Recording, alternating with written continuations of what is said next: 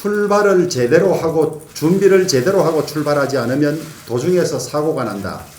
세월호 사건의 가장 큰 교훈은 여러 가지가 있겠습니다만은 제대로 갖추지 않고 떠나면 사고가 날 수 있고 철저히 해야 한다. 그거 아니겠습니까? 저는 개문발차는 21대 국회도 이렇게 국회법도 위반하고 그 다음에 원칙으로 확립된 국회 관행도 위반한 채 출발한 것은 부실과 여러 가지 결함으로 사고로 연결될 수 있다는 그 교훈을 세월호에서 얻어야 한다는 취지에서 그렇게 글을 올렸습니다.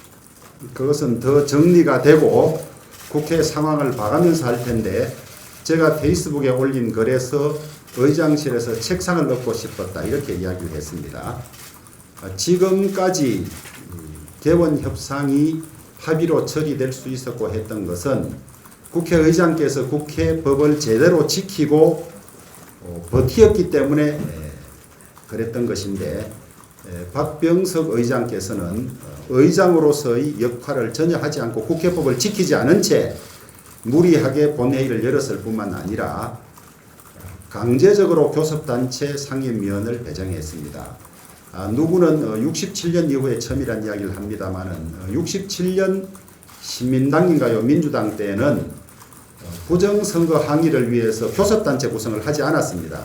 그랬기 때문에 당적은 가지고 있었지만은 국회법상은 무소속이고 교섭단체가 아니었기 때문에 의장이 배정이 가능했던 것이고 지금 하는 것처럼 교섭단체 소속 의원을 강제 배정한 일은 처음입니다. 여러분 배정한 상임위 한번 보십시오.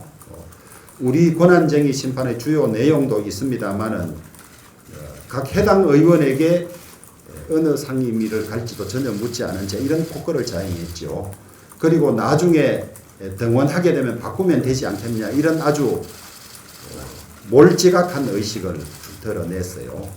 그럼에도 일방적으로 민주당의 압박에 못 이겨서 개원하고 저희들은 개원 협상을 결렬했음에도 불구하고 상임위원 명단을 내달라는 것은 항복 문서를 내달라는 거랑 마찬가지 아닙니까? 자기 편하기 위해서 그런 거죠.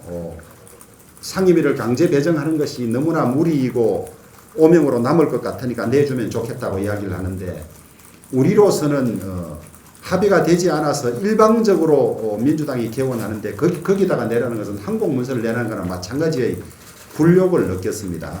그런데 그렇게 내지 않으면 9월 정기국회 때까지 사임을 허락하지 않겠다 이렇게 협박까지 했어요. 근데 이제는 사임을 수리하지 않고 새로 명단을 보임 명단을 내면 해주겠다고 금방 말을 바꿔서 그런 요구를 하고 있어요. 우리는 국회의장이 무슨 그렇게 하겠다는 제의에 응하는 것이 아니라 일관되게 국민을 대표하는 야당 의원으로서 국민이 맡긴 소임은 소홀히 하지 않겠다.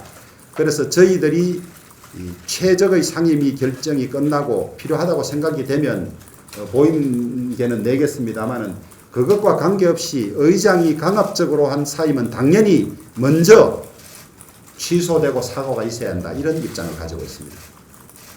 말이 좋아 속전속결이지 그게 어떻게 속전속결입니까? 35조가 넘는 국민 혈세를 IMF 때도 하지 않았던 추경 3차례, 벌써 전반기 3차례입니다. 이게 정권입니까? 이게 예산 당국입니까? 그 다음에 1년에 100조 넘는 우리 자식들이 갚아야 될 돈을 땡겨서 자신들의 소득주도 성장이라는 잘못된 경제정책으로 폭망한 경제를 코로나 탓으로 돌리면서 이 돈으로 때우려고 하고 있지 않습니까? 그리고 하루에 10조씩 지금 30일부터 시작하면 7월 3일이라면 불과 4일 만에 35조가 넘는 정액 3조까지 하면 하루에 10조씩 전상임위에서 짧게는 20 몇 분 이런 통과 의리의 국회 하지 않습니다. 저희들은 응할 수가 없죠. 저희들은 민주당이 이런 폭거를 자행했음에도 불구하고 충분한 심의를 할 용의가 있다면 우리는 들어가겠다. 우리가 이렇게 뺨을 맞았어도 돌아서서 또 국민을 위해서 제대로 심사를 하겠다 했음에도 불구하고 거부했어요. 이 임시국회가 6월 임시국회가 7월 3일 날에 끝난다면 모르겠으되 또 이어서 하겠다는 것 아닙니까?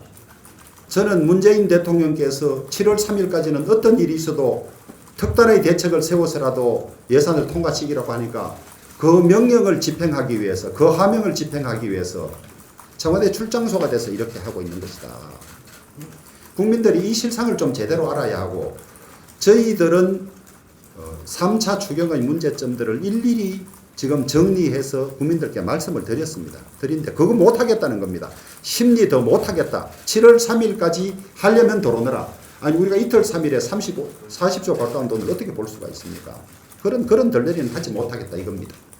저는 대단한 혼란을 느끼고 있습니다.